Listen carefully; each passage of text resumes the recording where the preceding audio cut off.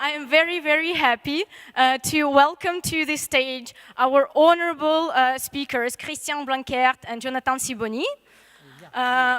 Christian Blanckaert is a visionary leader of the French luxury industry. I don't think that I need to present Christian. And Jonathan Siboni is actually also a friend of the INSEAD Global Luxury Forum, with whom we founded the very first edition. So in order not to lose time, please, the floor is yours. Thank you so much, Katia. Thank you, everyone. We'll try to be quick and efficient with my friend here. I'm very happy to be next to you, Christian. Christian is a mentor, I have to say, a partner and a friend. And Christian, because it's a forum on luxury, you told me you wanted to talk about electronics. Yeah, I'm not going to talk about luxury today. I didn't come for that. I came to talk about electronics because I was for many, many years, in fact, in the consumer electronics business. I love to go to the factory of Angers, where we had the TV manufactured with 3,000 people. I love to go to La Vendée, La Roche-sur-Yon, where we had the fridge, 2,000 people. And in Lille, in France, north of France, we were making washing machine, 1,500 people. Also, we had the good idea to create in Moulins, in Allier, a factory for French hi-fi, you know, French Wi-Fi, French television, everything. All is gone, okay? We thought we were eternal. Everything has disappeared in a couple of years. Zero, gone forever. So when I joined the luxury world a couple of years later, I just wondered myself to myself, you know, is this serious, this world where everything is for eternity? Why do they talk like this? Why do they think their brands are eternal? They are not. And I'm not going to talk to you about digital, social network, all those things which you will learn the whole day with plenty of slides, plenty, and you have your head full of those subjects. No, I'm not going to talk to you about the fact that everything is escaping from us. We lose track in luxury on image, on distribution, on everything, in fact, we lose track. How do we control our life? How do we control our brands? I used to be in charge at Hermès for a long time, and we control everything. But everything has disappeared today. We don't know where is luxury going. For a long time, I was, in fact, in Comité Colbert, and I had the odyssey, before coming today, to look at who were the founders. Who founded Comité Colbert? Who were they? And listen to me. In 1944, there were 16. Some of them you know, Cartier, Chauvet, Dior, Guerlain, Hermès, Puy-Forcat. But do you know Lachaume, Paul Porte, Rouard, who were the founder of Comité Colbert, and others joined them in 1958, 1962, 1965. And I looked at them.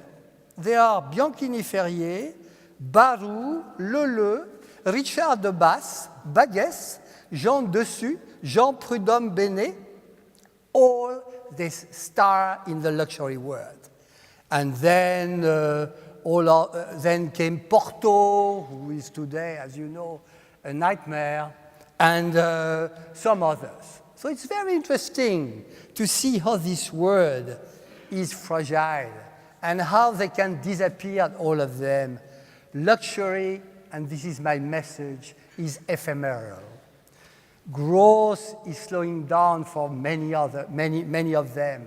Some disappear, and the winners today should never forget they can be the losers tomorrow. It's a very fragile world, Jonathan. Thank you for the good mood, Christian. So it's good to have you in the morning. So it seems like the winners of yesterday, some of them are not here anymore, right? What about the winners of tomorrow? I don't know them, you know. I have no idea. To tell you the truth, what is beautiful in this world of luxury is that you don't know who are going to be the winners. I don't know. some names are very famous, okay? But Schiaparelli was more famous than you are today. Huh? And Maggie Roof, do you know Maggie Roof? It was for your grandmother, okay? Or maybe more. They were extremely serious. And Carvel, you know Carvel? They tried to rescue. Carvel was very, very famous. Do you remember those names? Some of them, yes, but very few. Very few indeed. We had a look together this morning in the top, I think, 12 or 14 most followed brands on Instagram in beauty, and you told me that only 3 of them existed at the time you were at Comité Colbert. Yeah, I was so not in Comité Colbert before the first war. Huh? Not before. So it was not so long time ago. Okay? Luxury is about time. Don't exaggerate, Jonathan. So, no. Don't go too far. It was not so many years ago. True, 20. But 3 of them. Today, all of them are new, okay? The 3 of them, where are they today? I don't know. So, it seems like players are changing. This is what you want to share with us. Players are changing. Players can die. True. What about markets? Do you see markets changing from the time you were at Hermès and today? When I was at Hermès, the most important markets were Japan, okay? 50% of Louis Vuitton business was made with Japanese. For Hermès, it was 50 also, 45, 55, I don't know. We talked about Japan, okay? China was not on my radar in year 2000, not at all. And even worse than that, I said to my friend, my great friend Yves Carcel, who was the one who had a real vision of China, the first one. He had the real vision, Yves Carcel. And he came to see me and said, Christian, you should really look at China. And I told him, you're bullshit. China is worth nothing. We'll never have a client of China. This demonstrates my capacity to anticipate, by the way. It really look as if I am very gifted. I would not put a penny on China in 2000. You know? You see what happens today? China has replaced Japan, and the Chinese, not China, but the Chinese, they represent 60% of the sales of Gucci. 60 to 70% of the sales of Gucci, which means what? That Gucci is very fragile. So, I like your honesty. It seems like indeed the market is changing very quickly. Players are changing, markets are changing, and we're all here to share about our experience, our vision, our ideas. What I find interesting is that it seems that luxury was never so powerful as today. Luxury never had so much data, so much knowledge, so much ability to analyze what's going on, and yet, as you say, so much impossibility to predict what's going to happen in the next, let's say, 5 years. I tell you something. When I was in the washing machine business, I had a fantastic tool in front of my desk every morning. The equipment rate, I don't know how to say that exactly. I knew exactly how many households could have a TV or a washing machine. You cannot have more than 2 or 3 TVs, huh? 2. One fridge. When you have 2 fridges, you look very bizarre. So most of you has 1 fridge, I can guess. So I knew the equipment rate. I knew how many fridge, how many TV I would sell next year. I was in the logic of analyzing the demand. And I was driven by that logic and could hardly make a mistake. When I switched to the luxury world, I was driven by nothing, okay? Only the offer logic. What is the equipment rate for ladies in shoes?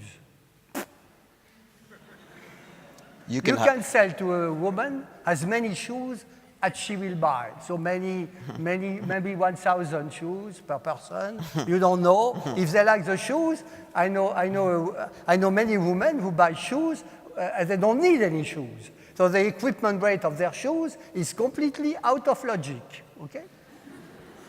It was fantastic at Hermès. When I joined Hermès, I thought it was the same as refrigerator for shoes. But when I saw the store, I realized that my logic in the water, okay? And the sales associate told me, Christian, you just don't know anything about luxury, which is true. I still don't know anything. And logic for shoes for women? No logic. Logic for watches? no logic. Okay? A man can have as many watches as you can think of. Therefore, the question is, how do we manage imprevisibility, unpredictability, and immediacy? Immediacy is a very important point because the customer buy immediately. And they did not think before entering the store that they would buy immediately. Therefore, the management of unpredictability and of immediacy is the real key to understand luxury. And would you follow me if we say that from the electronics world that was very, if not totally demand-driven, very analytical, very data-driven, to luxury, which was more offer, intuition-driven, today we need maybe to bring a little more, of that understanding and that analysis in the world around us in order to better predict what's going on and continue to help our clients dream? Yeah, I think this is true. We are in the middle of the river, On one side, offer logic. On the other side, demand logic. And probably the real path is in between demand and offer. And probably we have to find, and this will be the challenge of the next years, a new logic to understand luxury. Otherwise, nobody can explain the ups and downs of Yves Saint Laurent or the ups and downs of Gucci. There is no explanation which is totally understandable if you don't take into account the fact that they understand their clients, they innovate in terms of feeling the mood for tomorrow, they take risk, they are a bit crazy. So the mixture of the management ball of luxury has to be completely reanalyzed from scratch. Well, Thank that's you. a good challenge. Thank you very much. Thank you very much. Thank you very much.